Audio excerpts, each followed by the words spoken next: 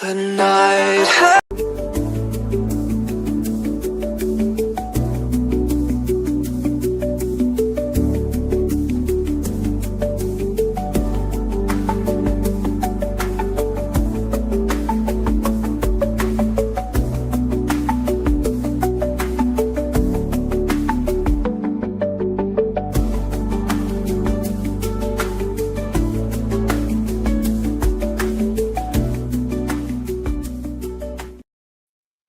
Welcome everyone to this Monday night's version of the Lightgate. It is November 17th, a very big day in my life. My father was born on that day.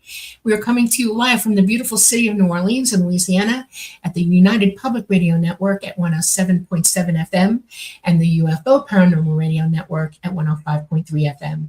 We are on Facebook, we are on Roku, we are on Rumble, and we are on YouTube. We have an exciting show because, as you all know, our very favorite guest is with us. So before I hand over to Preston, I want to thank Carnation for being our network sponsor. We love you. Thanksgiving's coming. Boy, there's many things you can use this for. Go for it.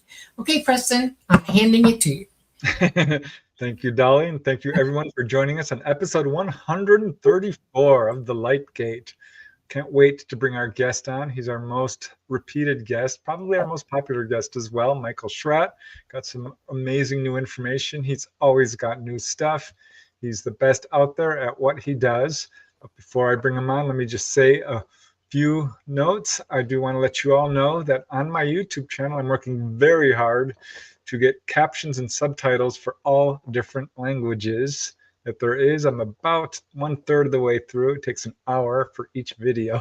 So yeah, it's taken me a while, but that I think will be a nice addition because we are reaching out all over the world. And that is, of course, going to include the Lightgate, which I always do right after the show. It takes, the next day for it to get done. But for those of you out there who have English as a second language, we're thinking of you. All right. So yeah, very excited. I'm your host, Preston Dennett. My lovely co-host is Dolly Safran. She's a lifelong contactee who's had fully conscious experiences. She talks from absolute firsthand knowledge about ET. And I've been researching this subject for going on 40 years now. And I've had a few experiences myself, as you all know. I do like to say a quick hello to all you folks in chat. I'm going to be fast because we always run out of time when we have Michael on. It's so much information. So please forgive me if I go really fast here, but I do love to say hello to all you folks. It's because of you we do this show, and we love you very much. So who do we have here? We have Scarlet Fire. Meditation can open you between the thoughts. Can open the you, yes. Meditation is important. Very, very helpful. We have Teresa Levine. We have the amazing Janie Mashburn and Jay Kirshenman. Thanks, Jay, for joining us. Got quite a crowd here already. We have, who else do we have here? We have Lil Dove. Yeah. Thanks for joining us. Oh, yeah, Lil Dove. Yeah. We have Namaste. The amazing and generous and lovely Namaste. We love you so much, Namaste. Your support is amazing. So thank you, thank you, thank you. I'm always honored. Tim Holland, hello. Glad to be here. Glad you could make it. We have Olivia Escamilla. Hi, Olivia. Thank you for joining us. We got Louise from New Jersey. We have, Scarlet Fire already giving the resume on our guest tonight. Private pilot, military aerospace historian, longtime UFO researcher, lecturer, draftsman, and expert on classified black projects and UFO crash retrievals. That's it in a nutshell. Michael has a fan. That's awesome. Yeah. Thank you, Sunny Burnett. We truly appreciate it. We absolutely couldn't do this without you, so thank you. Hello, Barris. Thank you for joining us. And Stargazer. We got quite a few people here. Another regular, Shariz Basila. Thank you. We have Punka 64. Hi, all. Hope as well. Good to be here. Thank you. Good to see you. We have Marshall Brown. We have Lorette. Not that we want you to have to do more work than you already do for us, but timestamps would be great too. I remember I am putting them on my YouTube channel. I suppose we should start on this as well. Okay, thanks, Lorek. Good idea. Thurston, nice to see you. Oh, Janie, you guys, so Thank you, nice, Janie. We really appreciate it. Bob, yay! Thank you, Bob. We have Blackbeard, and we have me getting in trouble if I don't get the show started, like right now. Mm-hmm. Not here, just on the videos. LOL. Oh, okay. And perennial philosophy. All right, that's enough. If I missed you, I'm so sorry. Bumper liver. Yes. Definitely. Yeah. We absolutely appreciate you. But let me tell you a little bit about our guest. Those of you who watch the show regularly probably already know about our guest, but let me just be real quick here. We're so honored, delighted to have him back. He's a private pilot, military aerospace historian, longtime UFO researcher, lecturer, draftsman, and expert on classified black projects, UFO crash retrievals, the government UFO cover-up, and more. He's the author of The Dark Files, a Pictorial History of Lost, Forgotten, and Obscure UFO Encounters. He's a frequent guest on radio shows and podcasts. He's appeared, of course, on many major ones like Coast to Coast. He speaks regularly at conferences like Contact in the Desert. His book, Dark Files, check it out. It presents 61 fully illustrated UFO encounters from around the world, from real-world, boots-on-the-ground research. What else do we got here? It's more about the book, which we've already talked about.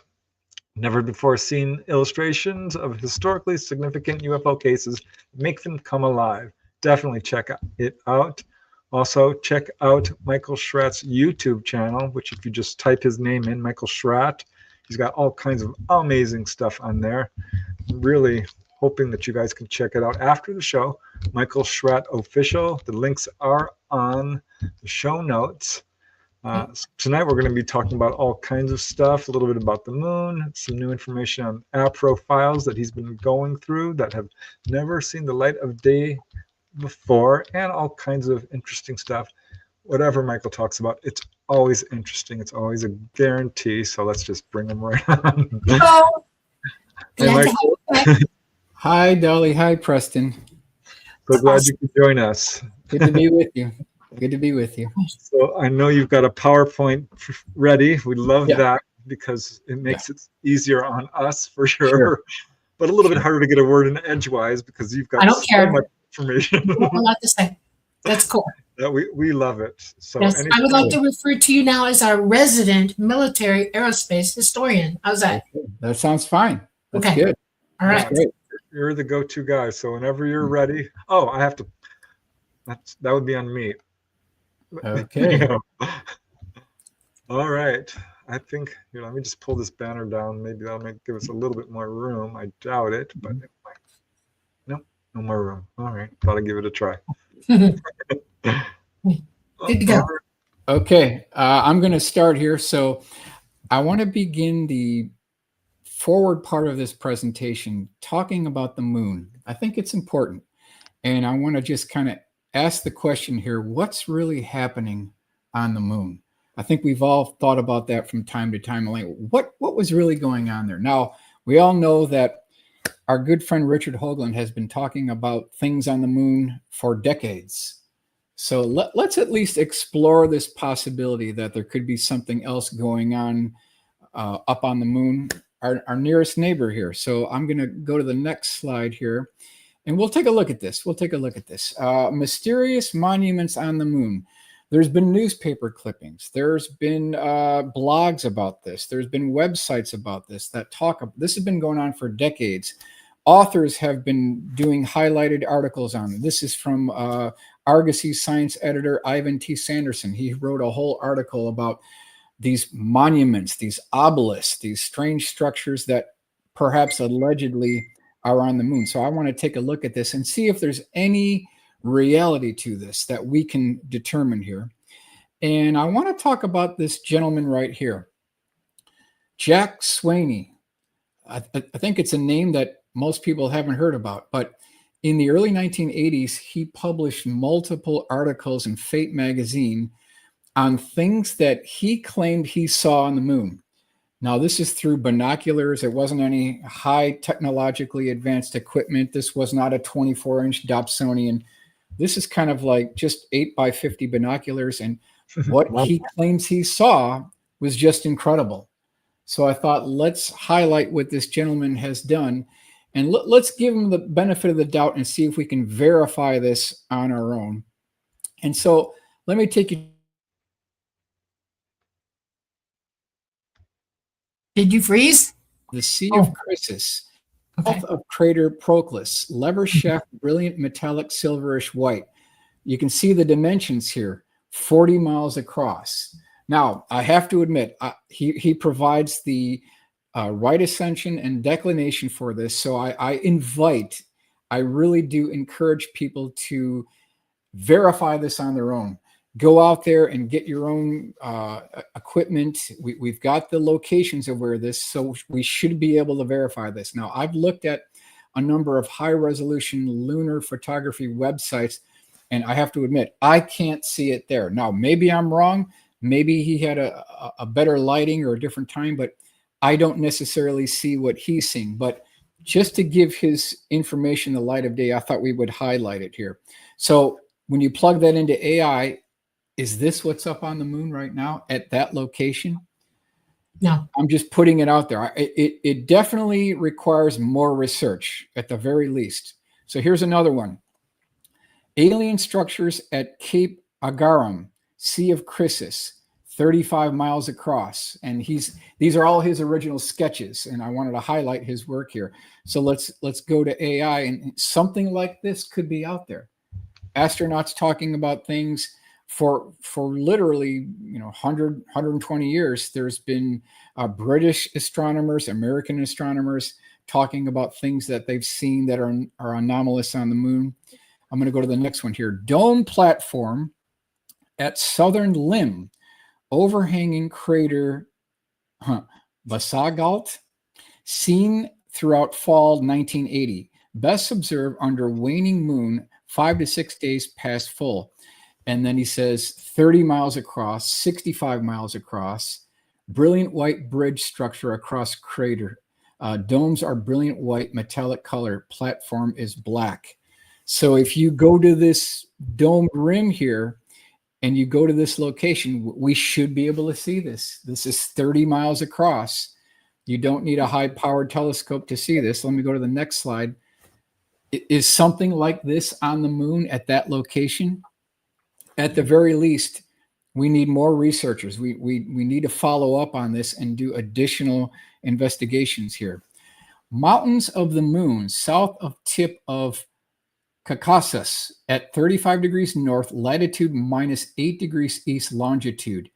And he's saying that there's these structures at this location. So we know where it is. Let me go to the next slide here. Is this the battered remains and debris of a civilization, of a structure, of something that could perhaps be hundreds of thousands of years old? I'm just putting it out there. I'm not claiming yes or no. I'm just saying let's be neutral. Let's at least do some additional investigations here. Strange structures on the moon, Sea of Chrysis, North Shore, crater Macrobius, Lick Observatory photo, looks like it's 1938. What would we be looking at? Something like this could be up on the moon. And I just invite and I certainly inspire others to do their own research here. Bridge on the moon, Sea of Chrysis, Western Shore. Looks like 50 degrees east longitude, 17, is that minutes north latitude. So something like this could be there. I'm just putting this out here. Sketch from Apollo photo of Hygnus Rill showing Pallas Ukert area, undated, unnumbered, published in Pat Moore's New Guide to the Moon, plate XV, so that would be 15, objects at top edge page left side, 1976 edition. Could this be real? This is his sketch from March of 1981. Could these things actually be there? Star-shaped object at crater Eucurt, 8 degrees north of dead center on moon's face. Now, we should be able to see this. We should absolutely be able to see this. And he's claiming that these structures are actually there. Star-shaped device has a gray metallic texture. Machine at Palace is brilliant metallic white. Something like this is possibly there on the moon. Let's do another one here. This is the same area here. The object as a NASA Apollo photo of area appears damaged or wrecked. Yeah, Hoagland talks about that for many, many years now. Battered, damaged, dilapidated, derelict, disrepair, artificial structures potentially on the moon's surface. Something like this. Did our astronauts see any of this? Were they sworn to secrecy? Did the Apollo astronauts see anything that may have looked like this? Wrecked or discarded artifact on the moon at east rim of crater Endymion, 54 degrees north latitude, minus 60 degrees east longitude. Something that's 55 miles across. We should be able to see this. Something that may look like this. Again, we need to do additional research to verify this. Rabbit-shaped object in moon's east quadrant at 25 degrees south latitude, minus 45 degrees east longitude, fourth night of waning moon. It's 25 miles across. This is just incredible. If this is true, if these are real, then it's pointing toward potential ET structures here, 25 miles across. Another one, alien machinery operating on the moon, north rim of crater Julius Caesar, 9 degrees north latitude, minus 15 degrees east longitude. Sea of Tranquility. Something like this could be on the moon here. I think we've got a couple more. Object on southeast wall of crater Clavius at 60 degrees south latitude, 8 degrees west longitude, 25 miles across. Something that looks like this could potentially be there. Spectacular beaded arch springing about 50 miles high over Mare Patronus, approximately as seen in lens with prism at 166 times magnitude back in 1985. This is another sketch. This is Felix Bach. He claims that there's these structures there. These are a little bit low resolution here, but warp plate-like structure near crater Hypatia, approximately as seen in large prism at 333 times magnification. So it's plus 4 degrees and then minus 20 degrees east, 22 degrees east. Something could be there. So, Preston, just wanted to get your thoughts. Have you heard of things like this? Potentially battered structures on the lunar surface? Yeah, there's something up there. I'm not sure about these in particular, but I have little doubt that there are some ET structures. I've heard it from many contactees over and over again. I did interview a gentleman who was part of the Apollo missions and spoke to the astronauts, and they told him firsthand they saw artificial structures up there. There's a bunch of books on this subject. George Leonard, Somebody Else Is on the Moon was a real popular one. There's a number of them. I do think there's something up there. I'm not sure I don't know. But it's my understanding there's remnants of crashed UFOs or an ET base that's not active anymore. But from what I understand, yes, there's stuff up there that is of great interest to NASA, and that's one of the reasons they went up there. Dolly. Okay. You understand I'm an astronomer, right? I took astronomy. I'm an astronomer. I don't have a telescope right now. I don't want one. Okay. I've done enough for lately, but what I have done and what I do know is this. There are astronomers all over this planet. You don't have to be a professional government-funded astronomer. There are astronomer communities all over the planet. In Georgia, where I am, is Deer Lake. This is a 75-acre astronomer paradise where a lot of these lenses are ginormous and they're huge, and these are very, very devout astronomers. They're associated with the Atlanta Astronomical Society. Given that many astronomers and that much time that we've all been doing this, and trust me, I've mapped the moon out myself pretty good, there are no structures on the moon.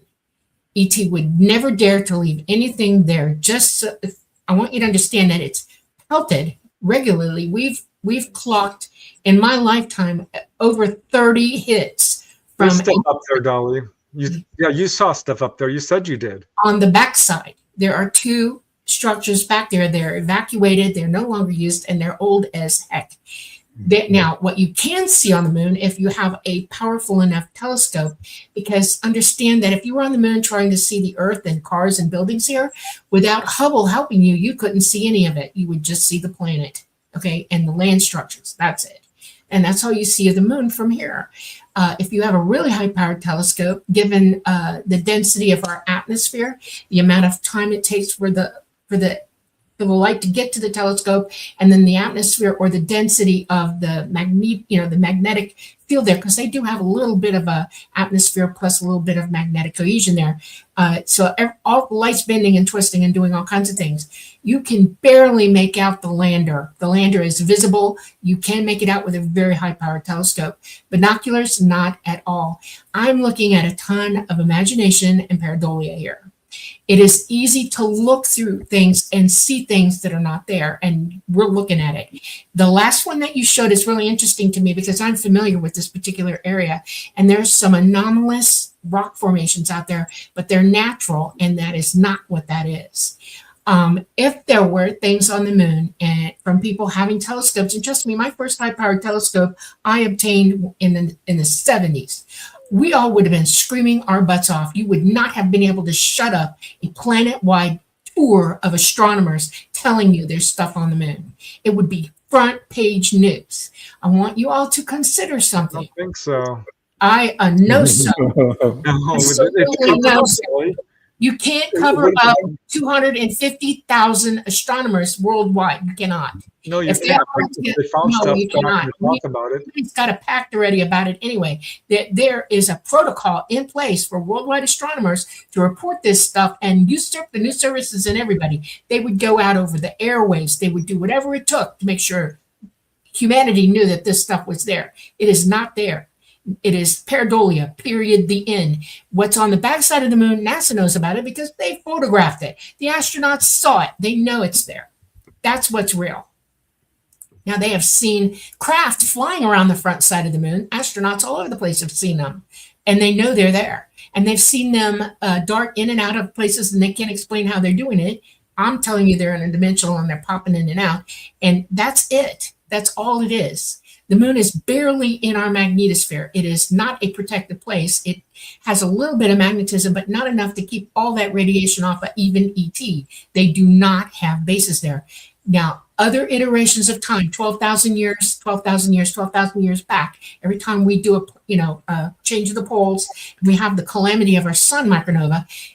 Other iterations of people far more advanced than we are may have tried to be there, and they may have left a couple of artifacts, but no buildings and nothing in this dimensional scale, nothing.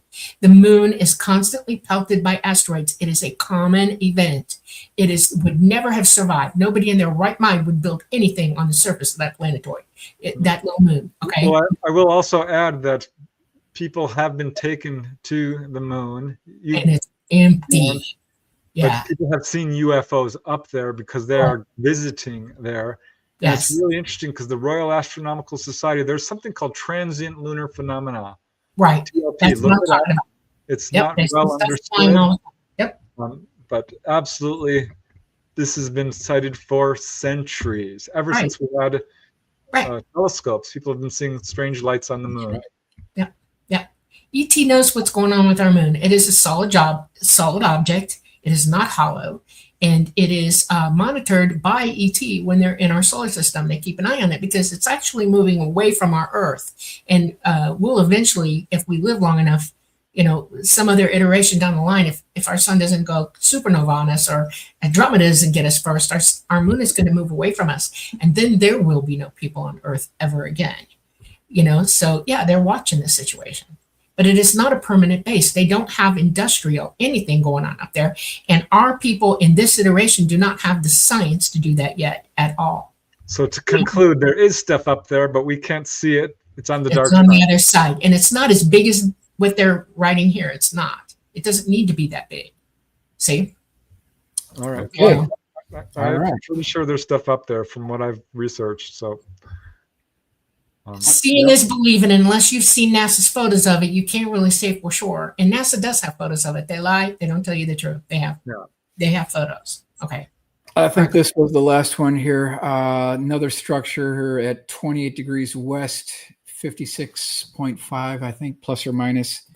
Yeah. All right, so let's go over here now. We're back to our cases. 20 miles east of Yuma, Arizona, March 30th, 1955. So the primary eyewitness started his journey during the night at Yuma. He was heading toward El Paso. It was at night, and he was trying to get to a musical gig that he was supposed to go to. And where I have the star is where he encountered something very interesting. I'm going to go into the next slide here. Here's the original sketch from the APRO files. what the heck? And I'm going to just lay this out here. It says here, estimated size, 100 feet in diameter, 25 feet thick vertically through the center, 8 foot thick vertically around the edge. Smoke vapor, okay, beams of bluish green light, antenna, ruffle design scalloped around edge. Flying saucer witnessed by Andy Florio, 3:15 a.m., Wednesday, March 30th, 1955, heading eastbound on the highway. Now, a couple things I want to point out.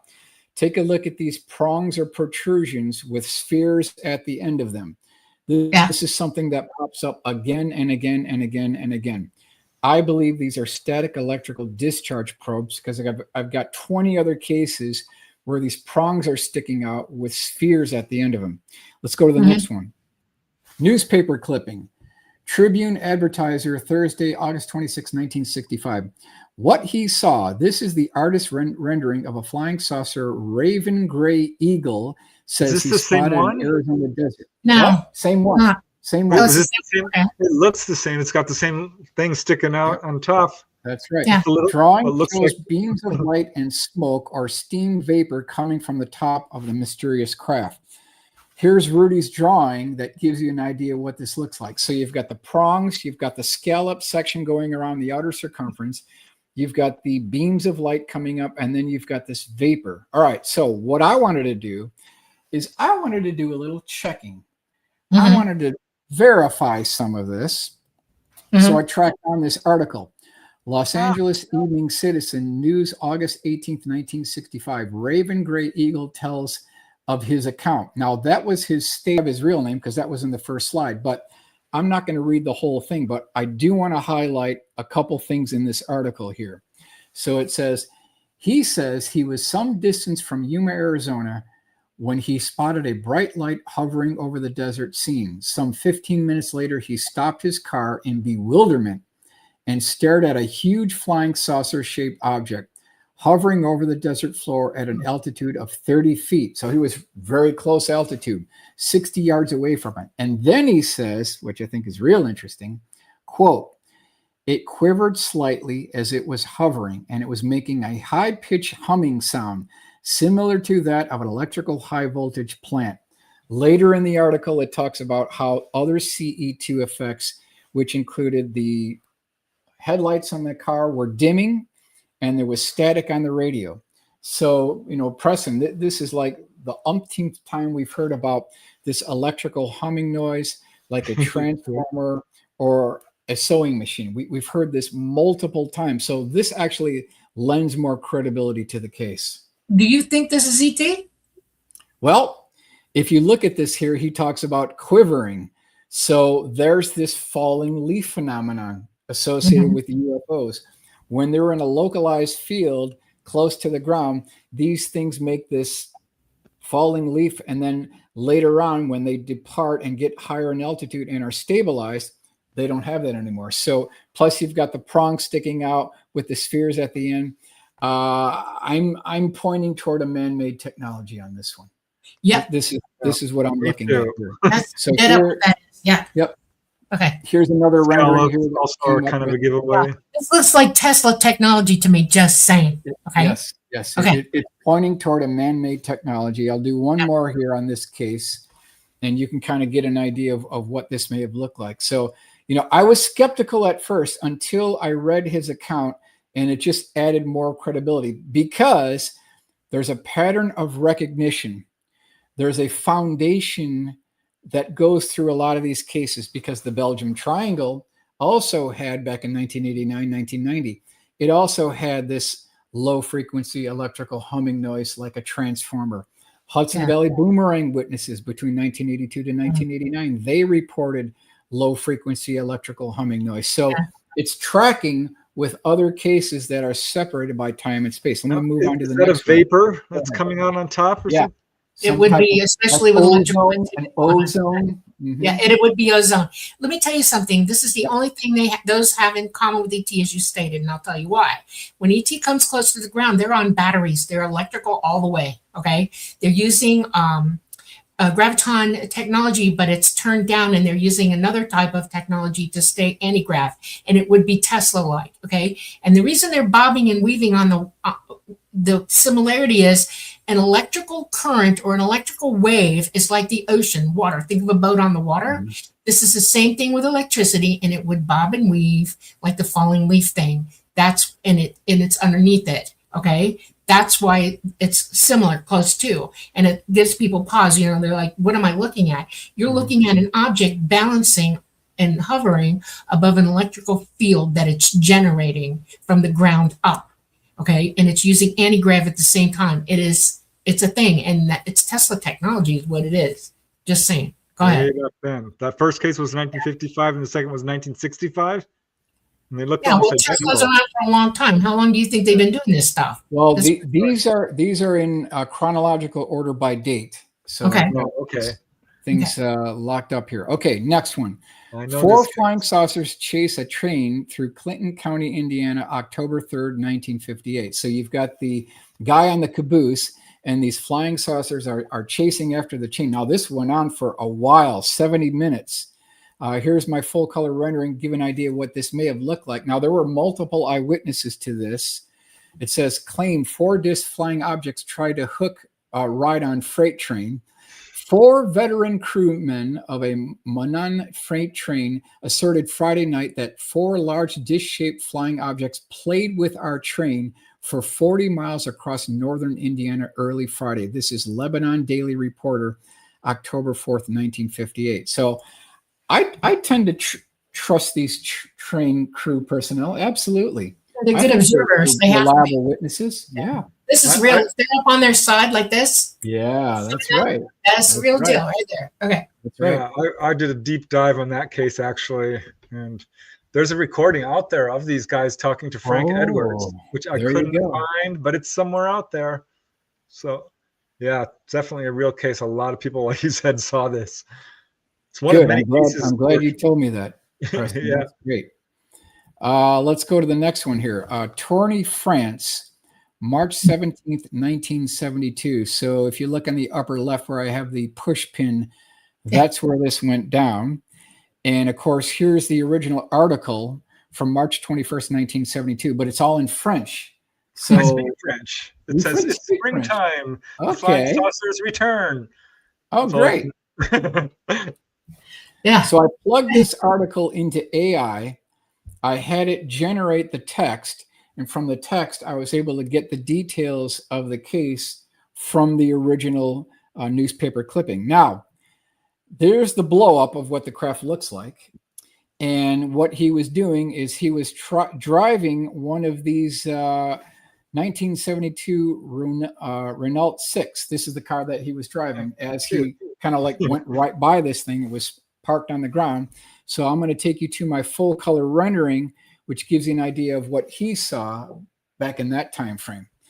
Interesting configuration, 2 beaming spotlights shining forward. There was what looked like pogo landing gear coming down, but very good case, good witness, and a whole newspaper clipping article that talks about this case. Let's move on to the next one. October 9th, 1972, between Selden and Coram, Long Island. Now, I originally pulled this case out 15 years ago from QFOS. That was 2457 West Peterson Avenue, downtown Chicago. So if you look at the map, the star is where this actually went down. This was at night, husband and wife driving down the road. And I'm going to go to the next slide here. This gives you the approximate location. This is as close as I could get to where all this went down. So just picture. I love that when we can get the exact location. It helps. I'm going to guess I'm within 600 feet of where it actually happened. So picture this scene at night. And let me take you to the next slide here. This is a high resolution scan that I made from the original sketch from the original witness. Wow. So here you see the light on the upper right-hand corner of his drawing. Light from object as first seen, heading east between Selden and Coram, New York, through front car window. So he's looking out the front wheel windshield as he's kind of curving off to the right. I'm going to go to the next slide here. So this is UFO investigator, February 1973, flyover reported from Long Island. And what he and his wife reported, now the husband pulled off to the side of the road, wife got out, she walked across the oncoming traffic, and they both looked up and saw this. It was a flying iron, okay? It had lights on the forward and aft section, and then they both said that they witnessed what looked like two poles sticking up, and there was a wire connecting the poles at the top. So again, it's screaming this man-made technology here. I'm going to go to the next. Wait, before you do, it says right there, the author of The Exorcist saw a UFO. William P. Blatty. That's a good little tidbit of info. Sure. I'll have to look that up. Here's the blow up. So if anyone thinks this is ET, go knock yourself out, right? We're looking at a man-made technology here. That's got to be a unmanned too. Yeah, unmanned object almost directly overhead and slightly to one side. So now it's passing from right to left over them, and it had rectangular, elongated white lights on the bottom of it. This is his original sketch. I'm going to go to the next slide here. And he lays this whole thing out. Object as it was leaving, flying very slowly from northeast to west-southwest. So he's got red light on the left-hand side, green light on the right-hand side, tall antennas, bright white light pulsating, light as is from the windows on the bottom. So, I mean, it's really good. And there was a audio tape interview transcript that was 12 pages in length that went into this case in great detail. I think it's a very good case, very good case. Yeah. So here's our full color rendering, gives you an idea of what this looks like going down the highway here. And I don't think we're looking at a ET technology. This is screaming a man-made technology. No right over the highway. It's so bizarre to me. It's like, do they not have a place to test these? I'm wondering if that's the prototype for the one I saw in 2011 or 2012. I have a film of it actually, and it's kind of like that, but it's more sophisticated and it's more triangular than that, but it's close. Prototype is a very good word. Yes. Yeah. Very. Okay. You know, like a technology demonstrator, very crude, unmanned technology demonstrator. Yes, absolutely. Absolutely. Now, where have we seen this technology before, right? The lifter experiments, where they have a pole sticking up with a wire connecting them. Was this UFO sighting the end result of a very early lifter hydrodynamic experiment? So let's go a little bit further here. The core concept of a lifter is to apply a high voltage across two electrodes, typically a thin wire in a wide bottom section, which is part of a lightweight frame. So is that what that whole bottom section was on the craft itself? How does it work? When a high voltage charge is applied to the thin wire, the strong electric field around it ionizes the air molecules nearby, thus stripping away electrons. These newly created ions, which are now charged particles, are strongly repelled by the wire, positive electrode, and attracted to the large foil skirt, negative electrode. As they move toward the skirt, they collide with the surrounding neutral air molecules, transferring momentum to them. Right. Wow. So is this the ionization that's talked about? The different colors, the greens, the reds, the orange, the maroon colors. It's again, it's screaming a man-made technology. Good work. I mean, that's amazing. That sure sounds right on to me. Yeah. Wow. All right, let's continue here. Next one, November 1972, 3.5 miles south of Corrales, New Mexico, which I thought was very interesting case. Very interesting case. Now, this is not too far from Albuquerque, New Mexico. The star shows you where all this went down. All right. Now, primary eyewitness was a busboy. It was 1:30 in the morning. Yeah. He was done with his shift. And so he's on his motorcycle driving home. And you can see he ran into this very large, it looks like a stealthy, faceted craft. He described it as looking like one of those things that you put on your pencil eraser. Well, that, Preston, those things that you put on the back of your pencil, they have this faceted look about it. That's exactly how he described it. So if you look at here, we've got the Sandia Mountains in the background. We've got white lights in the forward section. There was a red light. There was an orange light. There was a rectangular section on the bottom with a blue-white beam of plasma that came down and hit the primary eyewitness. Now I'm going to go to the next slide here. These are the original sketches with the case. So I did a 3-view drawing that shows you front, top, and right side. And then we've got this blue/white light coming down at a 45-degree angle that hit the motorcycle rider and paralyzed him. He saw the whole thing, which I thought was interesting. Here is the original illustration that went with the report.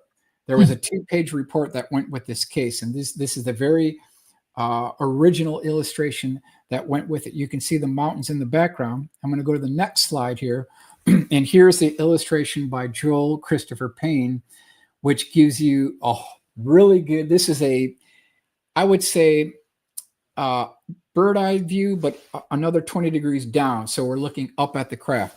CE2 effects.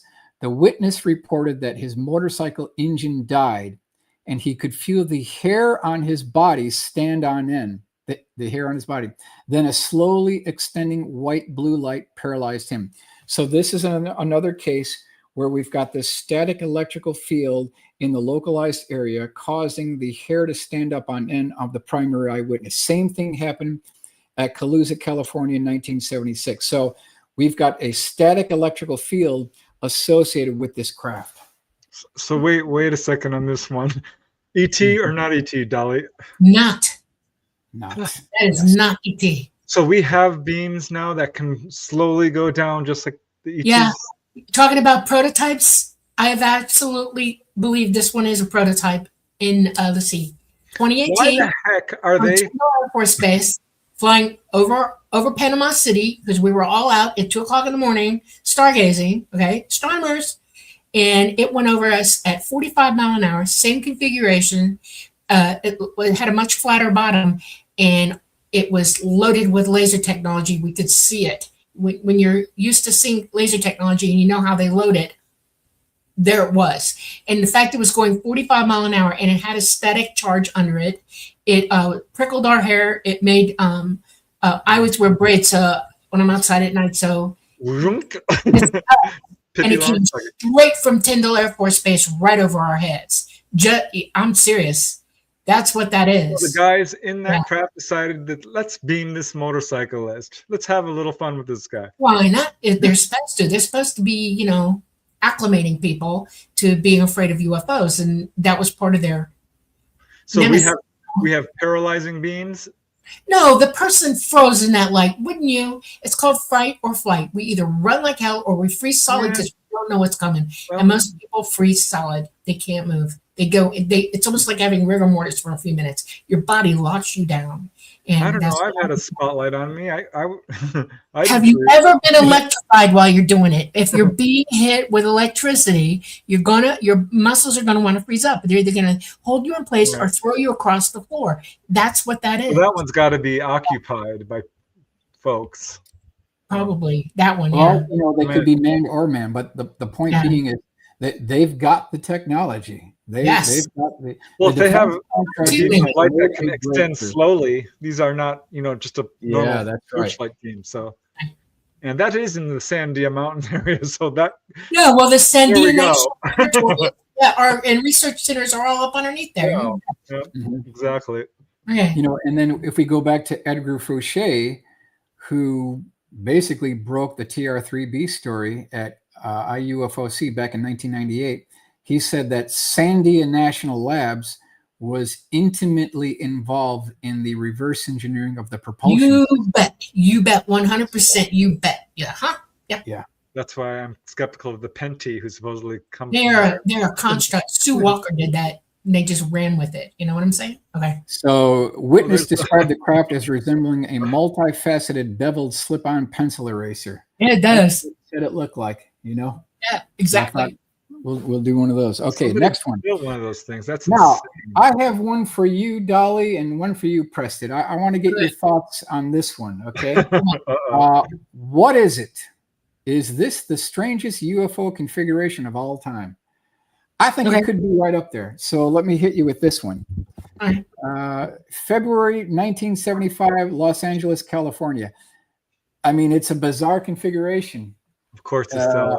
I was going to try to model this up, but, you know, there's not enough detail in here to get a view of what it looks like exactly from the top, and I need a side view as well.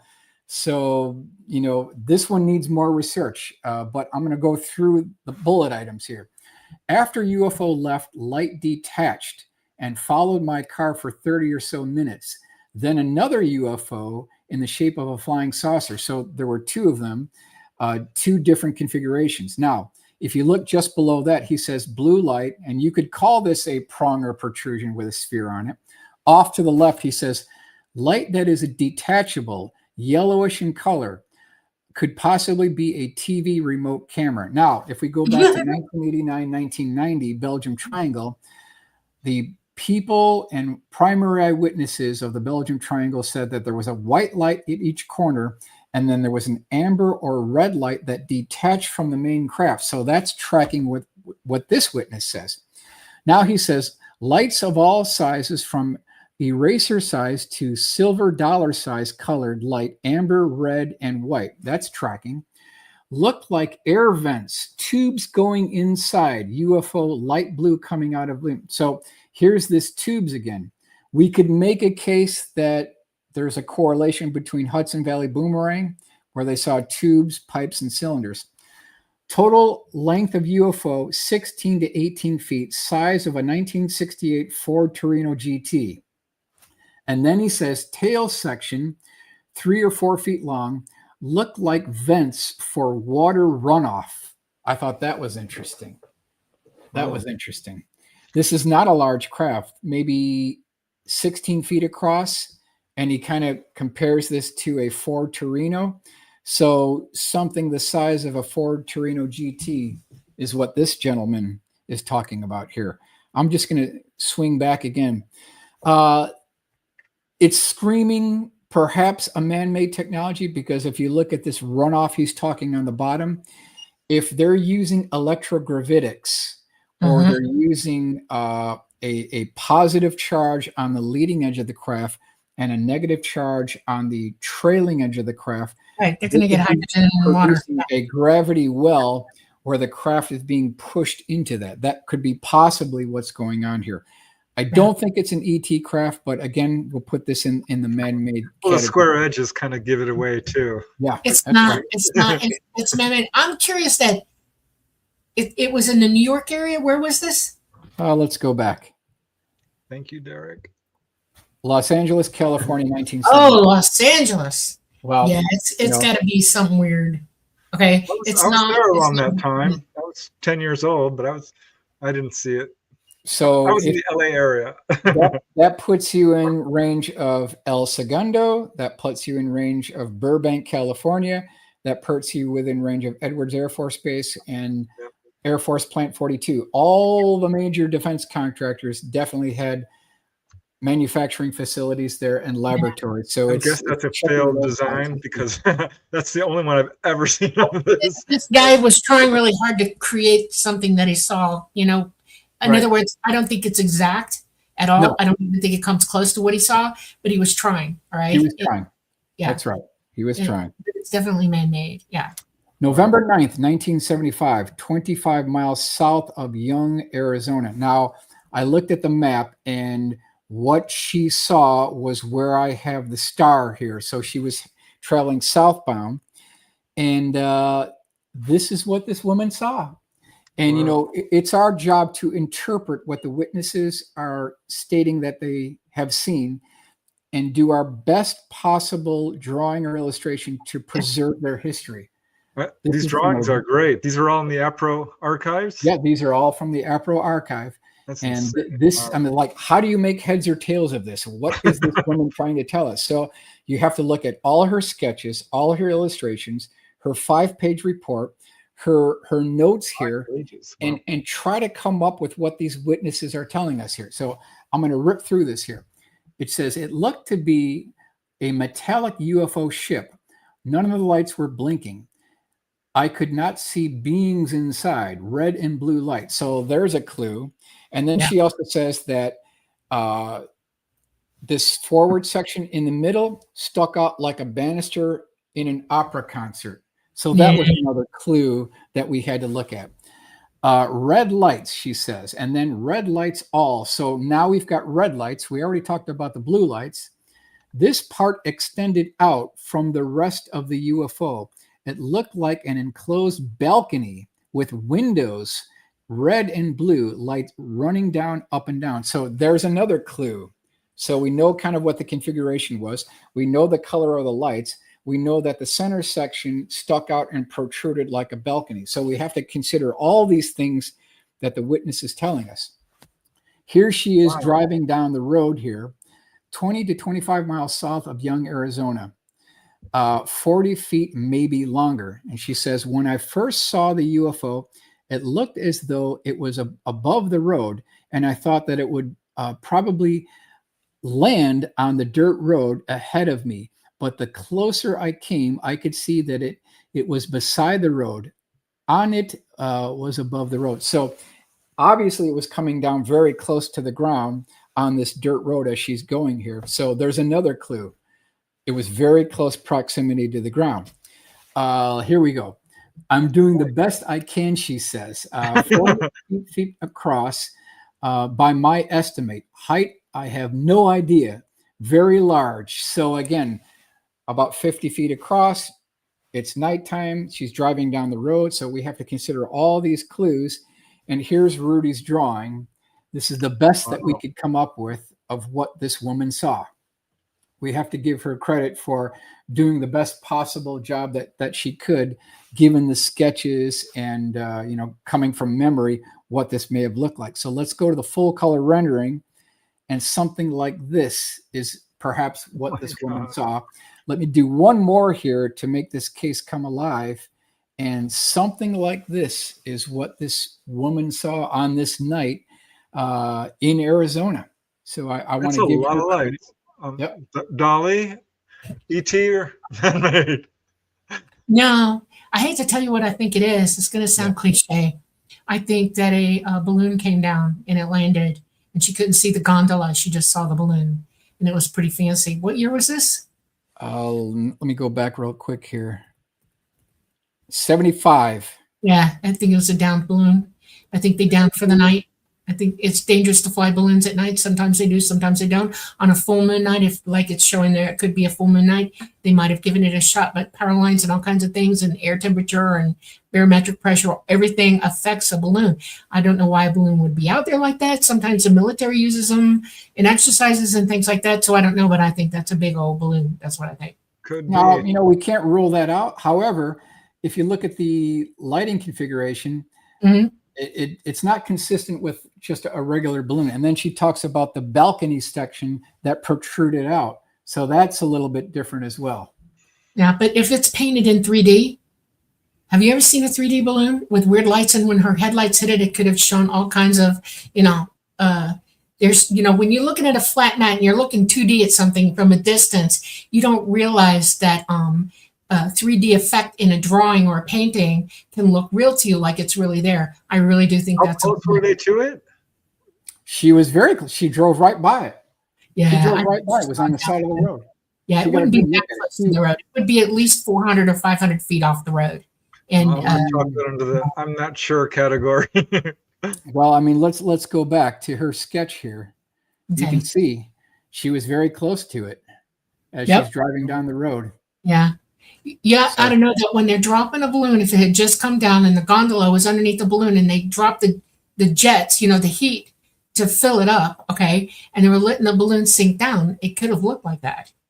I'm telling you, I've seen balloons go up 1 billion times, easily 1 billion. I've been in a balloon. That's a balloon. It's a balloon. I've never seen a balloon quite like that, but I'm not going to rule it out. I have seen every kind of balloon you could stinking imagine, from figures to UFOs to ET himself, you name it. They Go do look put it up. designs all over Bet. them. Yeah. Yeah, they can make them look like anything. I think it's a balloon. I'm down Okay, for that. let's continue on. Okay. Elmwood, Wisconsin, April 22nd, 1976.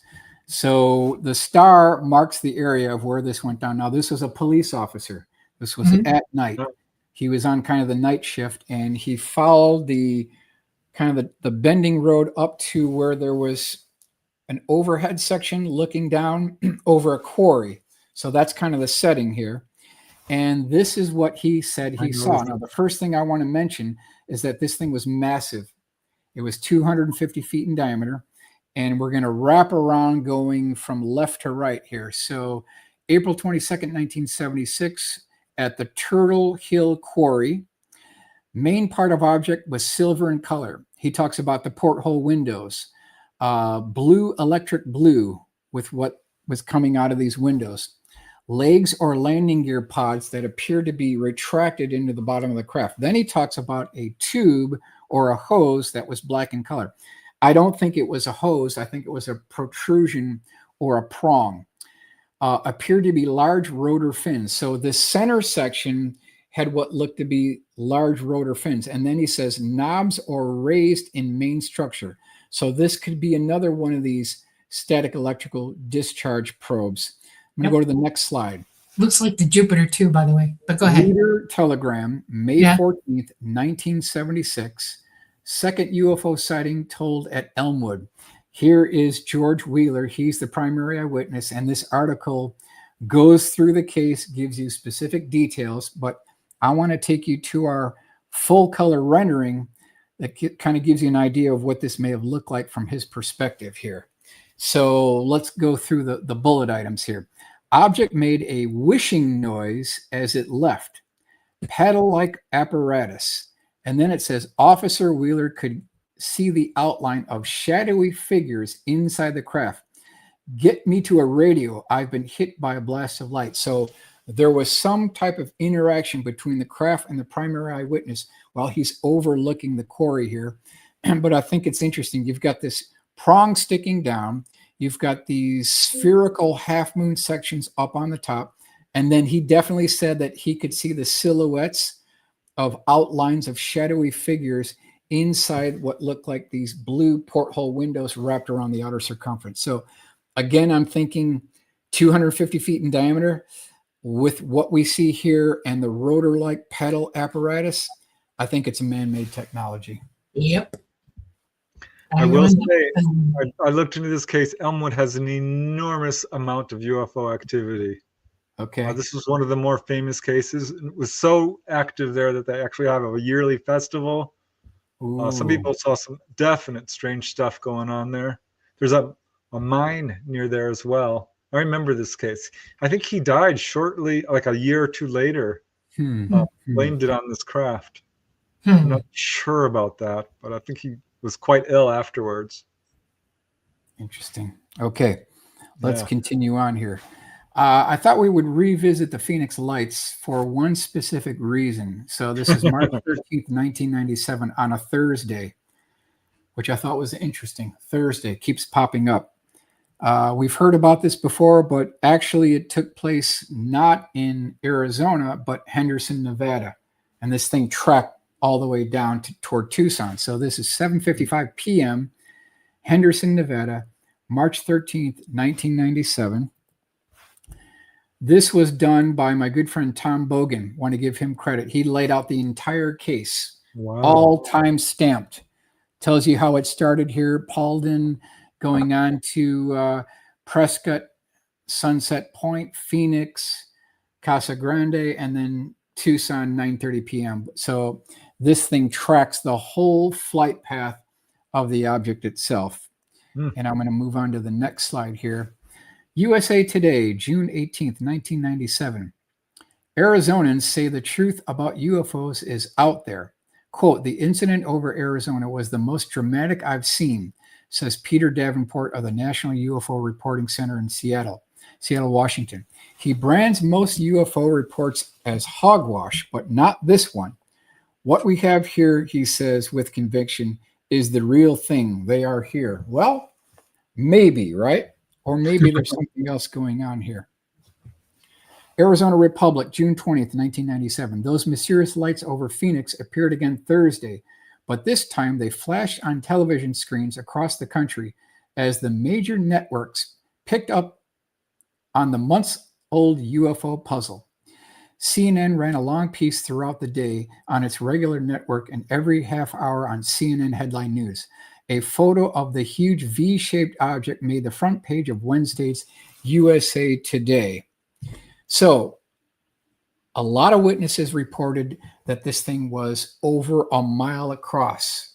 There were multiple craft. So you see the beaming spotlights coming down, this boomerang-shaped craft hovering above the residential areas not too far from Sky Harbor Airport. Now, what's not as well known, but still somewhat known, is that nearby Luke Air Force Base, they scrambled two F-16s that had lantern pods on them.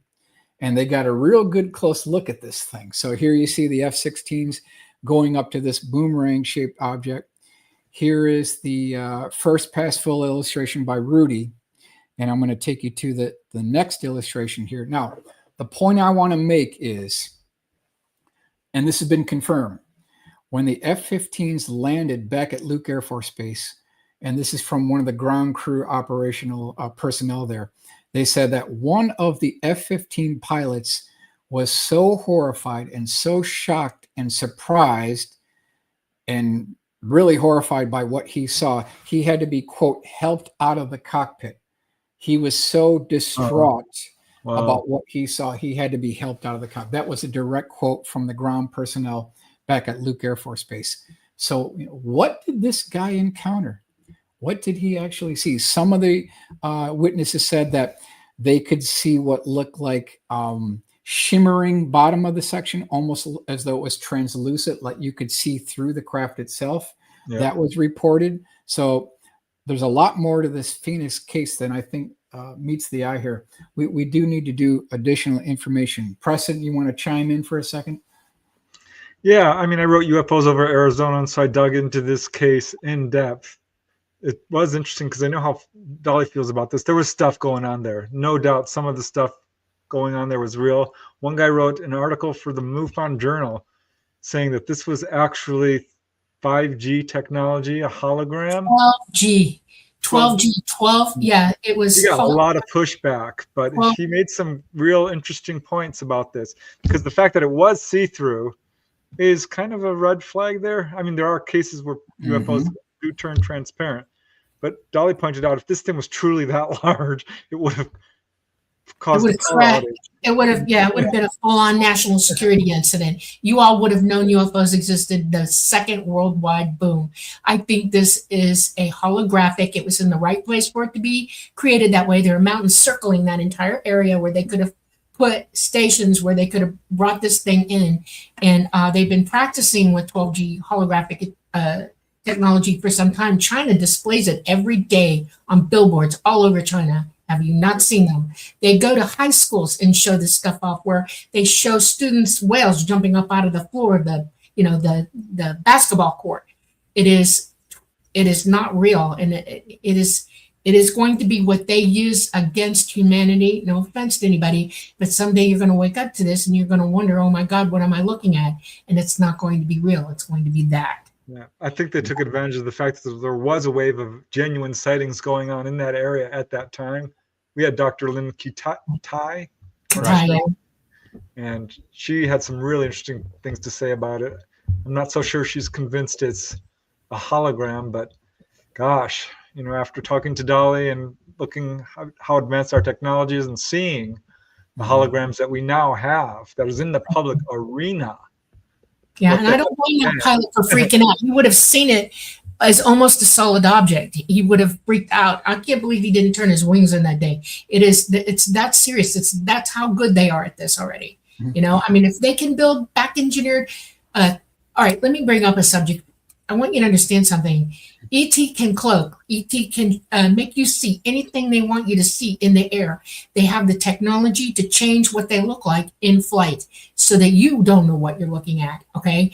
There is stealthy beyond stealthy beyond stealthy. They're like cuttlefish. It is technology that they've back engineered, this holographic technology gained directly from ET. What do you think we're talking about here? Okay, this is meant to mess with everybody. This is what this is. Okay. Now, there's another point I want to bring up. This was Thursday when this went down. Thursday is very, very significant because test flights of man-made craft are generally done on Thursdays, okay? And there's a reason why, because Monday, Tuesday, Wednesday is pre-flight. Thursday's the test flight. Friday's debrief. Saturday, Sunday, generally, there's a lot less people at these military bases. Okay, now let's go back to Hudson Valley Boomerang. Thursday, March 24th, 1983, there was a huge sighting of a boomerang over the Taconic State Parkway where hundreds of people pulled off to the side of the road. They stopped their cars. They got out. They looked up. They saw a huge boomerang-shaped craft. It had tubes, pipes, and cylinders on the bottom of it. This was a Thursday, March 24th, 1983. So I'm going to throw it back to you two. Do you know what happened one day prior to March 23rd, 1983? Significant event? Want to take a guess? I don't know. Dolly? Oh boy, you're ringing my brain to go to it. It was significant. I know that. I'm trying to rack my brain for it. All right. Something did happen on that date. 83. March 23rd, 1983. No, that was January 28th, 1986. Okay, what was it then? Okay. Ronald Reagan gave his SDI Star Wars address to the nation. God. Okay? That's right. Now, Okay, I knew that. Okay. 24 hours later, we have this massive boomerang-shaped craft hovering over the Taconic State Parkway. So the point I'm making here is there a direct link between the funding for SDI and the Hudson Valley Boomerang? Was some of the funding from SDI siphoned and filtered off to these other programs as a airborne mobile over-the-horizon radar system? Is that what we're looking at on these projects? And it was tested on a Thursday night, just like the Phoenix Lights on a Thursday night? Yep. More than likely, you're probably right. Yeah, Dolly alerted me to that. Whenever there's a significant UFO event, look at what's going on around in the world that time. There was a huge wave over Oahu, I think. I looked it up. A huge, significant military nuclear thing was going on. If you look at some of these major UFO events and look at what's going on in the world, it's some interesting correlations there. I think you got it, Michael. That is amazing. You know, and you were talking about looking at other UFO events. You're right, Preston, because a lot of these major UFO cases, I'm talking top 10. If we go to the top 3, you've got Hudson Valley Boomerang, you've got Lonnie Zamora, you've got Cash Landrum. Those could be the top 3. Cash Landrum, as you know, Preston and Dolly, Cash Landrum, December 29th, 1980, happened literally within 24 hours of Bentwaters. Yep. Same, almost the exact day we had the Bentwaters event.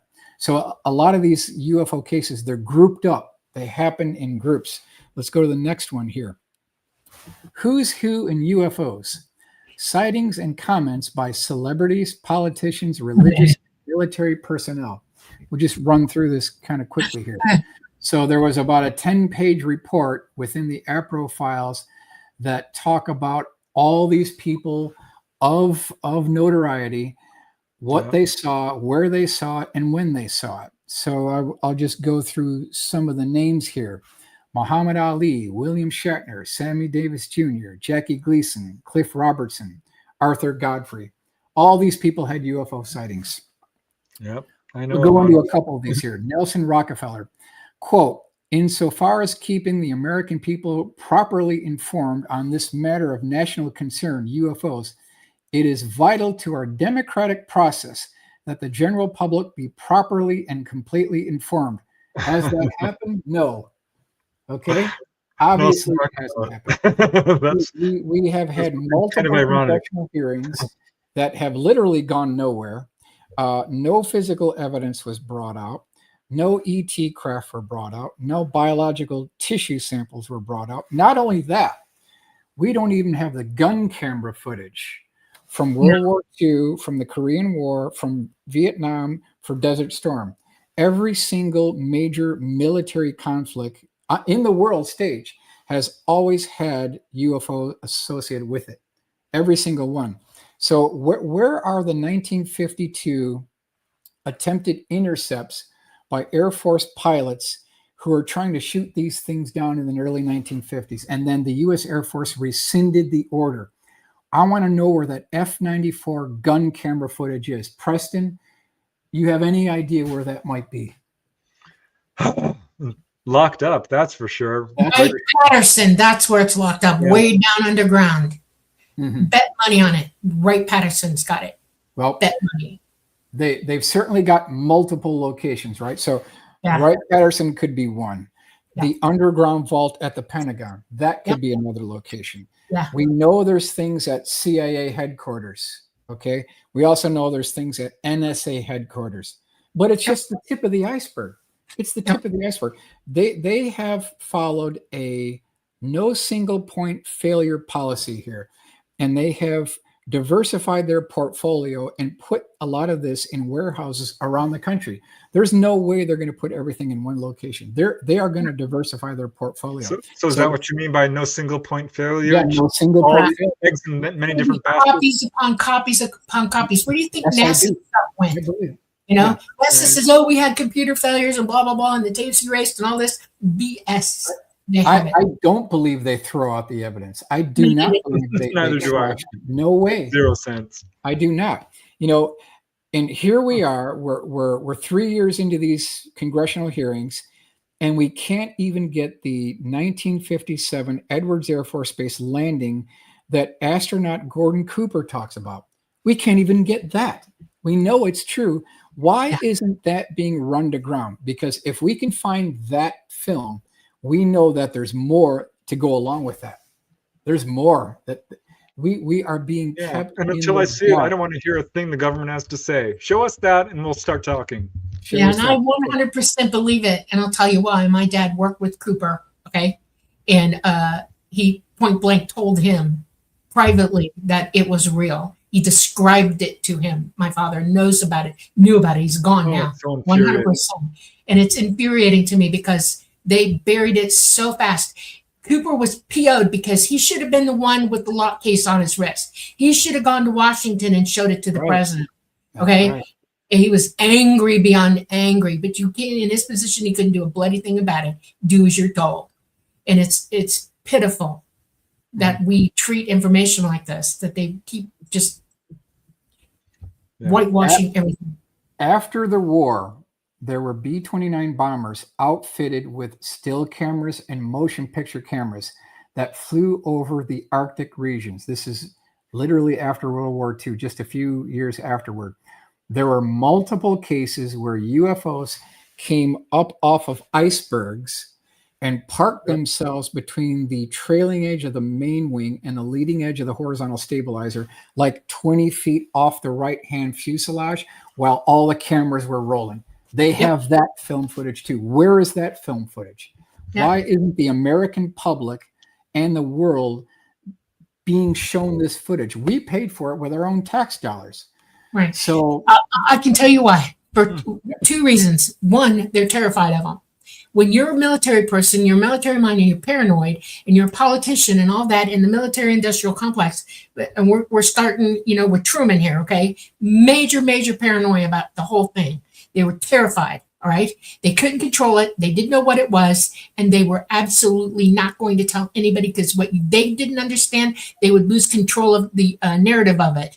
And they would lose people in the entire world over it. Then they were afraid of how we reacted. Number one reason. Number one. Number two is the more that they started back engineering and learning what ET was capable of, they couldn't tell you the truth because now they've already lied. And Preston brought this one home for me. He made me clearly understand you can't tell that many lies for that amount of time and then turn around and say, well, you know, we lied to you. Everybody would turn on them in 2 damn bloody seconds and you know it. Okay? Those are the reasons. Okay, I'm sorry. It's infuriating. I don't care anymore. They have to tell the truth. Let the heads roll. Let the chips fall where they may. I know. I agree with you. I agree with Come you. clean. Yeah. But we're 3 years into these congressional hearings, and where are we? We're no further along now And than the we were government has 3 not years declared ago. anything. Nothing. Or They're even just playing years games in Congress about it. They're saying, well, we're investigating. And now they're putting movies out because we're dumb enough to go watch those stupid movies by people who are not truly experts or eyewitnesses or absolute, you know, involved. And we're going to watch those movies and get our brains twisted around a little bit more. It's very aggravating. I think what it's showing us is, in point of fact, what it's showing us is that the senators and congressmen in Washington, D.C., they don't have a high enough security clearance and No. they don't have a need to know. That's what it's showing us. Yeah. Well, it's the Phoenix Lights. You know, They're that pawns. when the Phoenix they're Lights pawns. flew over Phoenix, the people at Luke Air Force Base, I don't think they were in the loop No. because they were going absolutely out of their minds. They did not know what this thing was. Mm-hmm. I'm going That's to the next crazy one to here. me. Now, this is a gentleman that I don't think most people are familiar with.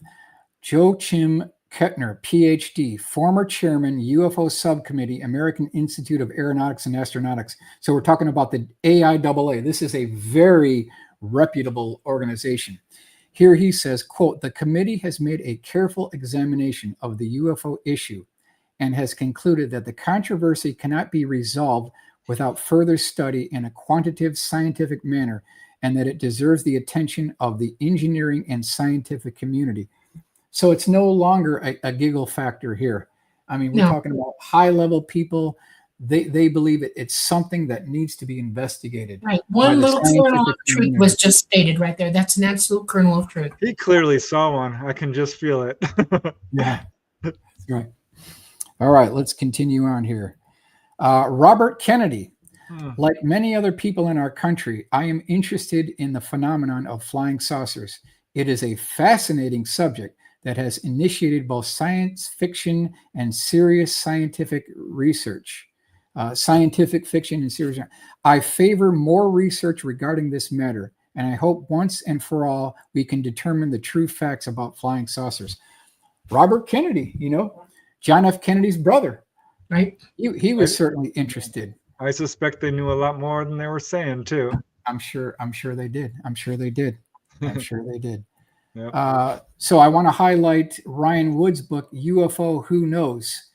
Quotations from leading experts in science, military, religion, politics, government, and sports, and Hollywood personalities that you need to read. Good book. Very good book. Wow. I didn't know about this one. Wow. So this is what I have prepared for this evening. And, you know, we can just kind of discuss what all this means. We talked about the congressional hearings.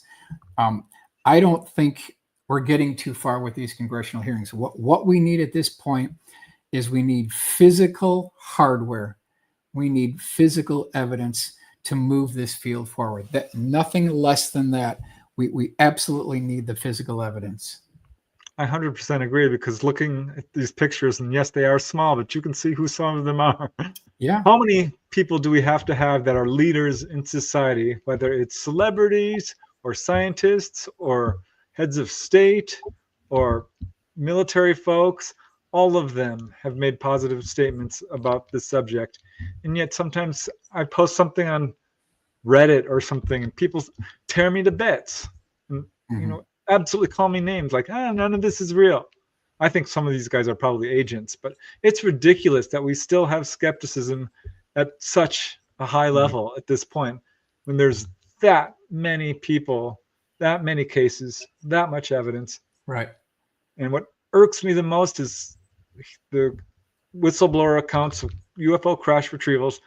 This is the best evidence we have. This is the hardware. This is what we need in the public arena. And all we have is anecdotal evidence to support those cases. Yeah. I really think. Go ahead, I want to Dolly. say that real quick. One of the reasons that Nixon got annexed the way he did was because what he knew about it. Okay. And he got in a lot of trouble for showing Jackie Gleason stuff. All right. And he did. That's real. That happened. Okay. I'm privy to it, just saying. And it is sad to me that we don't heed the warnings of people, high-ranking people, who absolutely knew that they needed to say it when they did. And I'm going to go back to Eisenhower. When he left office, he left the warning for everybody. And he said, don't not heed what he says. We needed to go into it and definitely deal with it. And that's the military-industrial complex, which is now global. Okay. It's like the mafia, you know. They've got a stranglehold on a society worldwide, and it's sad because they use money, they use power, they use influence, and they use murder to keep it where they want it to be. And until somebody gets some cojones on them and has some real evidence, as you stated, bring it out, actual physical evidence, nobody's going to know the truth. Not really, okay? Because there's always going to be, quote, plausible deniability, okay? And until the government decides that what you do here is a huge national security incident, and then we're all in trouble at the same time. That's what's, you know. Yeah, the point I also want to make is that according to Timothy Good, this subject of UFOs was classified higher than the atomic bomb in World War II. So That's right. it looks like what they did is they took the security classification surrounding the atomic bomb, you know, the personnel, the programs, the engineers, All of it. you know, just downright the whole umbrella thing, and they use that as a piggyback, and they threw all that onto the UFO subject. Yep. And so that's why it's even more classified than the atomic bomb, and it's still in place today. That level of classification is still in place today, making researchers have a very difficult time getting to it. I know. I like Timothy Good. He's one of my favorite early researchers out there. It's too bad he's pretty much retired, but his book Above Top Secret, absolute required reading. There is a UFO cover-up. It's demonstrably true. It's worldwide. He laid it out in black and white. God bless him, because that book was like, that's one I would give to skeptics. If you can get them to read it, good luck. Right. That's right. But oh man. Another book, Shoot Them Down by Frank Ficino. He talks about the early 50s encounters where our American pilots were ordered to shoot these discs down, and then later they rescinded the order. But what's not talked about is that we lost a number of pilots and craft that were trying to intercept it. Now, I'm not saying there was an offensive weapon system going against our aircraft. I'm just saying that their electronic system, their navigation system, absolutely failed. And they crashed. It wasn't a frontal attack by the UFOs, but all a UFO has to do is turn with its emitters on the craft and they go dead. That's the only thing they do. And it's they warn them before they do it. They'll turn on them, they'll circle them forward facing. I practice this maneuver myself. It's called a full frontal circle, right? You come in at them, you point your nose in at them, and then you circle them real fast to let them know that's the warning. And they do it far enough so their emitters can't down them. And then they start incrementally getting closer. All the pilot had to do was dive. That's all they had to do was to get away with it. And a lot of them went down because they refused to dive. That's why that happens. It is amazing to me that people with scientific knowledge, ability, who understands the mechanics of this type of technology would not even already come out with this type of knowledge. It is easily researchable. You research what I just said. It's true. Okay. ET has never fired on anybody. They repeatedly warned them, stay away from us, or you're in trouble. And a few pilots didn't stop. They took it as an offensive move, and they got close enough to knock them out. That's the point I'm making. It was not an offensive maneuver. Right. People have fired at UFOs, and it ricochets back at them. There was a case where that happened with a missile. and it turned around, came right back at them. So technically, no, the UFO didn't fire on them. But Well, we can go back to 43, 44 timeframe. Allied B-17 pilots in the European theater, B-24 pilots, the B-29 pilots in the Pacific theater, they reported shooting into these with 50 caliber weapons, and the UFOs just absorbed all of the rounds. Yeah, So when they're in full phase, they're interdimensional. You can't touch them; it goes right through. It looks like it's being absorbed, and it's just going right through them. Okay, it passes through them. It looks like an absorption, but it's not hitting them. It's going right through them. If they're not in full phase, if they're on battery power, and they've got a certain type of shielding up, electromagnetic shielding. If you hit it with a round, it's going to ricochet back at you, and that's the most dangerous moment for anybody. You shoot any sort of mechanical type of bullet or mortar or whatever at a UFO, it's going to hit you back with it. It's your fault. It'll ricochet right off and hit you dead in the same trajectory that you launched at it. Perfect trajectory rejection, and they found that out too. A lot of people have been killed on the ground shooting at UFOs. You don't hear about that either. Guy goes out with his 12-gauge shotgun and he tries to shoot at a UFO, and every one of those pellets comes back and lets him have it. This happens. It's real. And people don't talk about that either. There are full of cases full of that. It is sad to me that here's where it gets sticky. Why aren't experiencers on the block? Why aren't real true experiences, vetted experiencers, allowed to talk to people and go before Congress and say, look, why isn't the technology that I can directly speak to, you want to know why they don't want you to know I know what I know? Or they want you to think I'm crazy for it because it's real. And it makes me nuts. A real experience, and there's thousands and thousands and thousands of them worldwide. Michael, you've had to have run into them. I know you have. Preston has. It's case after case after case where people can describe to you the real thing. Yes, there's a lot of misinformation about what's back engineered versus real, but there are plenty of real cases out there too. Do you hear about those, Michael? How many got suppressed and buried? I can tell you right now, my case got buried. You know who did it? MUFON. MUFON did it. I reported twice, and it's gone. Nobody can find it. Okay. Mm-hmm. It's sad. It's sad to me. That's how infiltrated everything is. I could be on my soapbox all day about this. Someone's asking about Antarctica. So I don't think that there's any alien bases or anything under there. Admiral Byrd in the inner Earth, I think that has gotten blown up out of all proportion. What you're looking at is civilization, prior civilizations prior to us. When the Earth does a flop over, okay, and then it flops back every 12,000 years after a micronova and our crust breaks loose, and we're in the process of going in that direction now, and Antarctica had civilization on it way back 12,000, 14,000 years ago, just saying. So yeah, there's lots of underwater civilizations. Like, how the heck did they get there? That's because the Earth was tilted back the other way. The water event that Noah talks about, that's what that is. Here's a question from Barry for you, Michael. When is your next book coming out? Well, I've got enough information with the APRO files that I was fortunate enough to scan from the National UFO Historical Record Center to write probably 6 books. So there's enough material there to write a book. It's something I should do. It's something I can follow up on. Don't have an exact date, but it's something that I should follow through with, because we've got more than enough sketches, illustrations, witness testimony, and full color renderings to definitely justify another book for sure. Promise me, don't let AI do it yourself. True. But what I really want to explore is, how do we, as interested researchers and the general public, how do we get access to these very highly classified, need to know only vaults where they keep this information? Underground vaults, deep underground military bases, the Pentagon, Wright-Patterson Air Force Base, CIA vault, and NSA vaults.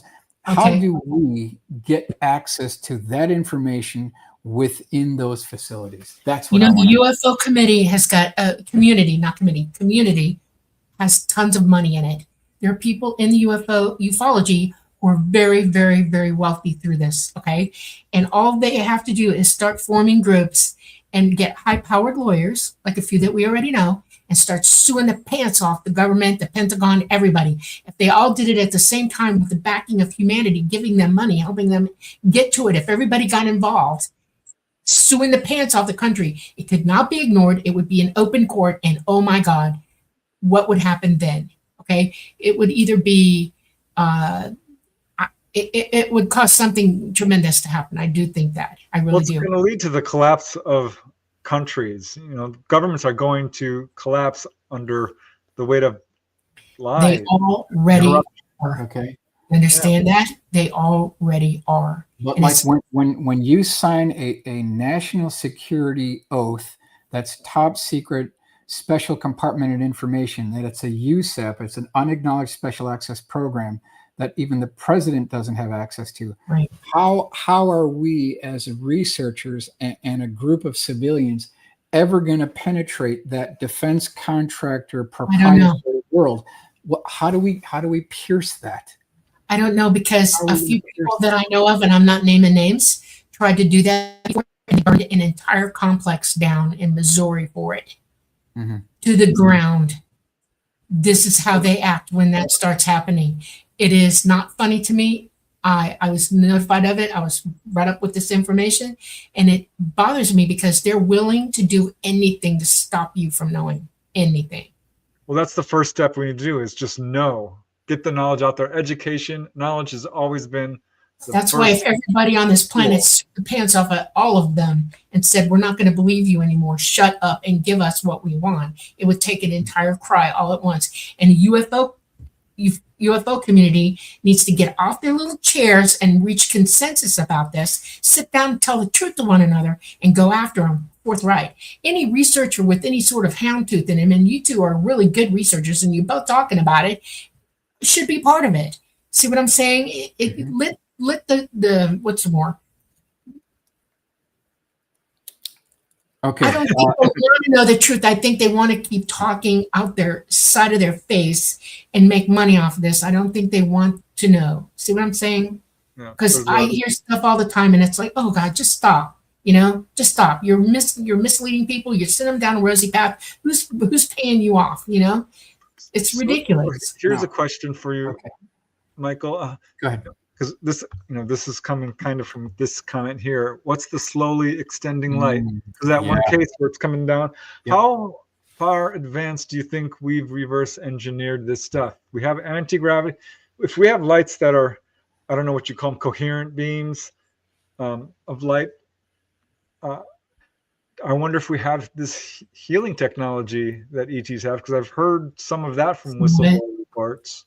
I've got 3 cases in my files of this quote unquote telescoping light phenomenon, where like if you turn on a flashlight, the light is instantaneous and it hits the ground. That's not the case with these.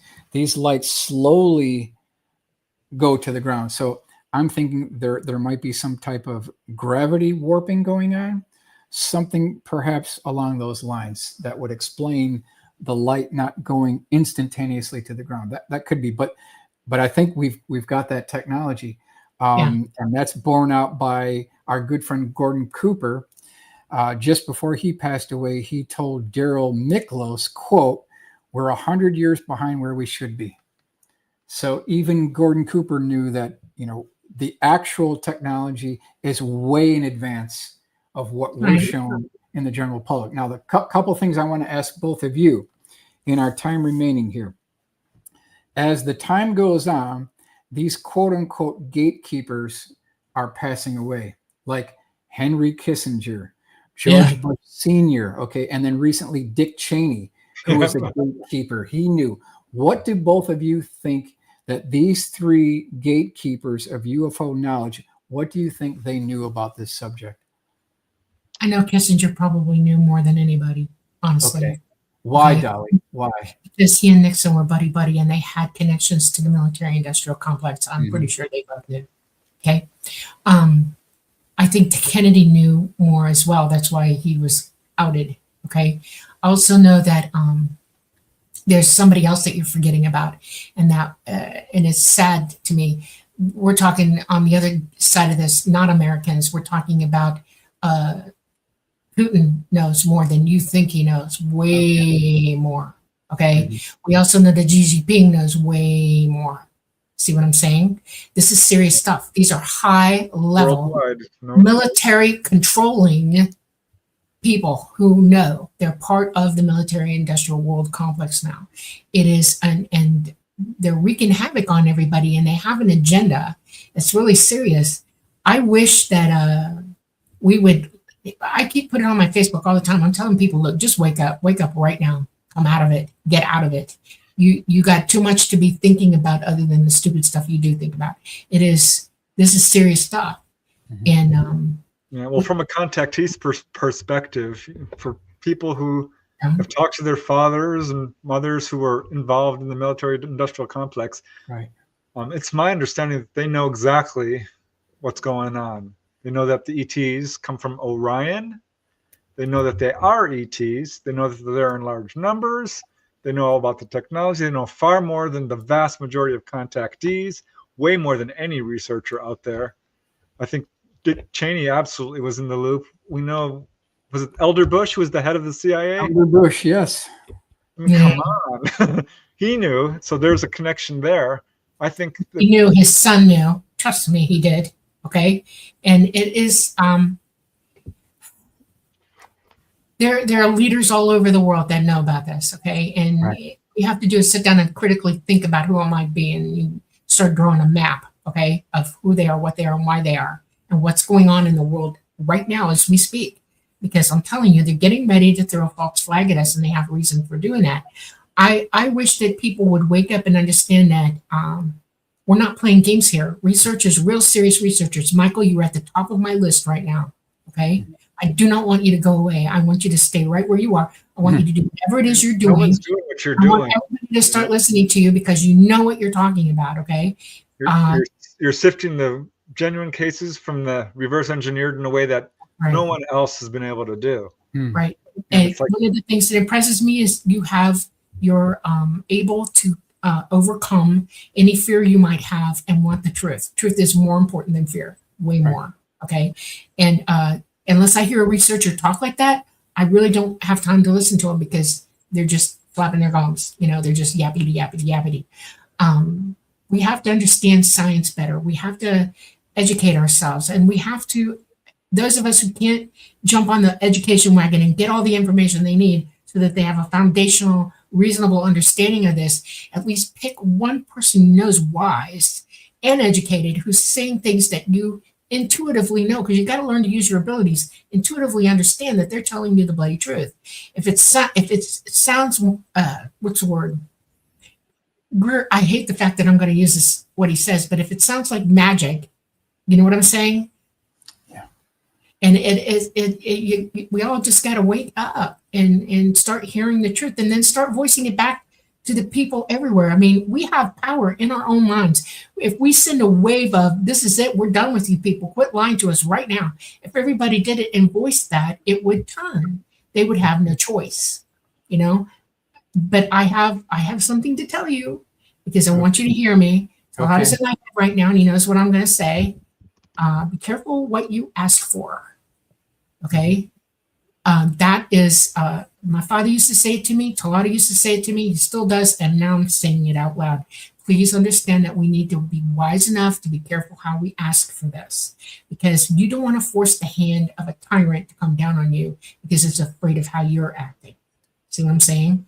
We have to be reasonable. We have to be thoughtful. We have to be logical and do this the right way. And one of those ways is to quit believing the BS, turn off the TV, the commercials, and all the goopy stuff on YouTube.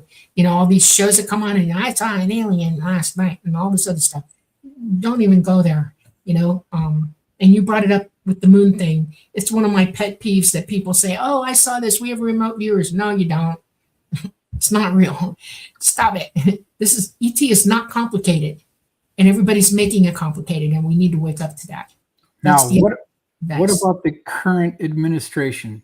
Do you think the Trump administration has any plans to have a legacy project for Donald Trump?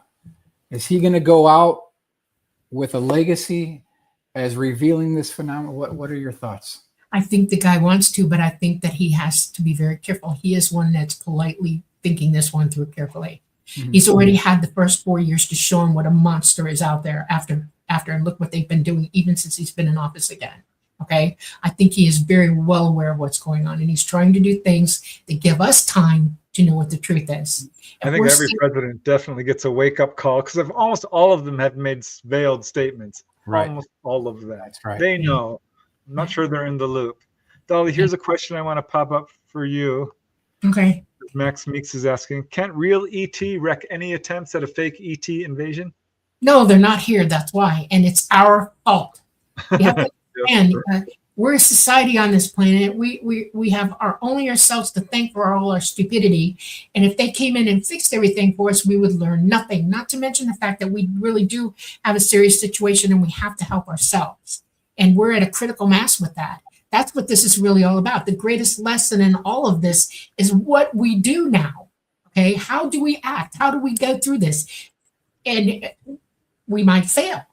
That's the point. And do you want to succeed at understanding what this really is, or fail at it? Take your pick. But it's only up to us, not them.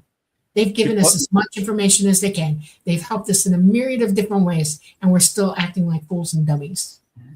Yeah, but people are still in contact with ET, telepathically speaking. So yes, yeah, I'm in contact. There are lots of people on this planet who have that ability, like I do. Okay. All right, so Dolly, we have to stop the show 10 minutes before the hour. Is that correct? 5. We have to start taking it down at 5. Okay. Yeah. Okay, so we have 5 minutes. Now, what happens if an element of this quote-unquote transnational team breaks ground and they go for a disclosure on their own? Yes, that's what that scenario. Buckle up. It would be interesting, because a lot's going to happen the second that goes off. That would be tremendously interesting. Mm-hmm. It will become nobody's going to be able to work for a day. I bet money we all shut down. I hope that happens, because I think that's our best bet as the old guard kind of dies off, and the ones who are conservatively trying real hard to keep all of this covered up, because I think younger people moving into the military industrial complex might, I don't know, I'm purely speculating, I would hope that they would want to do the right thing, which is be on the right side of history and let it go. I'm of the mind, like, let's have, what do they call it, catastrophic disclosure? Right. I don't care how much catastrophe it causes. I want the truth. We deserve. Well, we've already reached, what a thesis and antithesis is, right? We're all college educated between us, okay? So we're in anarchy right now. We're not in either one. We're in anarchy, and that's the sign that it's that serious. We're going to have a calamity. It is a foregone conclusion. It's going to happen. Now, how we perceive it, understand it, and deal with it is all up to everybody here. Everybody, and we can either rant and rave and go crazy and end up, passing through this to the other side, because that's what's going to happen, or you can deal with it. My belief is, the reason I open my mouth is this, and it's not a belief, it's my knowledge, understanding from what they've taught me. You have a right to your destiny. You are an autonomous being, and anybody to tell you differently is wrong. It's a lie. You have the right to know and understand what your absolute fate is. Nobody's going to live past the end of their days here. Nobody. And if there's a calamity, a lot of people are going to go at the same time. But it's better for us to know what's happening to us so that we can prepare mentally, spiritually, physically. Okay? Some of us are going to survive it, maybe, and most of us are not. That's the truth. And the military-industrial complex decided that 1% will survive it. That's what they're going to do. That's why they've built this entire quadrangle of underground facilities, seed vault, everything. They've prepared themselves for it. Too many of us know where they're at and how to get in. That is a problem. And they are going to take humanity down. They're calling the herd now because they don't want us, which is really don't trust them. No, I don't. And this is the infrastructure I'm talking about: food, water, medicine, places to dwell. Those are the 4 pillars of existence on this planet. Those are the things that you need. And they have wrecked them to the point now that when this does happen, it will be a very quick 6-week end to most probably 6 billion people suddenly and without warning. Okay. Now, I have another question I want to pose to both of you here. Okay. Catherine Austin Fitts mentioned within Richard Sauter's book about deep underground military bases has talked about, I think the number was 15 trillion that's unaccounted for, could not be audited. What are they doing inside the deep underground military bases that does not have anything to do with continuity of government? There must be something else going on here rather than protecting official leaders for that kind of money and that amount of manufacturing going on. There must be something else going on. I think government is on the low end of their list. It's not. I know. My dad worked for the military-industrial complex. Cooper knew this as well. He was an engineer. My father designed underground facilities for people to survive what's coming. It is life-sustaining places, and the 1% who could afford to buy into it or work, be politically, in on it, are going down for that. And they're ready. It's already ready. And when you see these people start disappearing, count the hours, because it's on you right now. I'll tell you the number one sign that the bad is happening right now. All your GPS will go down without warning. It'll be gone. The minute that happens and you can't get it back within an hour, get your butt out of your house. Go find yourself someplace to go be safe. Take your bug out bags and get the heck away from society, because it's coming at that point. And I don't think they give one iota about most people in government. Well, you know what they say there, right? Over at Cheyenne Mountain. Yeah. The door will already be closed by the time you get there. That's right. So I have one quick question before we do run out of time, because we're edging towards it now. I think we got like 2 minutes. How far have you gotten through the archives? Right? I made it all the way through the APRO archives. I mean, I made it there. The goal now is to get all those cases properly illustrated. Take someone's very rough pencil sketch and 3-page report, turn that into a really nice drawing, and then make it come alive with a 3D color rendering. That's the process I'm doing now. Okay, so like artist, and you're within the sound of this, send Michael an email and say, you know what, I'm a good artist. I can do this. And let him decide who's good. Yeah. I'm in touch with someone who works very closely with APRO as an investigator and says they have 2 boxes of stuff. 2 or 3. Okay. Trying to get a hold of it. Yes, he can get a hold of it. You want it? Yeah. Well, it's for everybody, I would like to eventually get it. Well, first I have to try to get it and see if it's anything, Yeah. But if it is, there's still stuff out there, I'm saying, that's floating around. So. Yeah. Good. All right. Well, that was amazing, Michael. Thank you. Everybody. So much fun.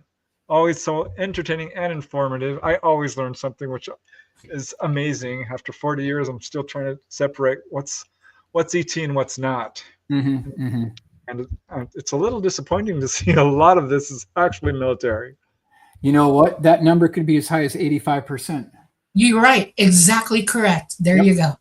When you said that the first time, when I heard that, I was like, oh God, he knows. He knows. It's like, it's great. Preston the last 3 years has been interesting, because he talked about a case to me and I'm listening to it and I'm like, no. And I could see his little ears drop a little bit going, what?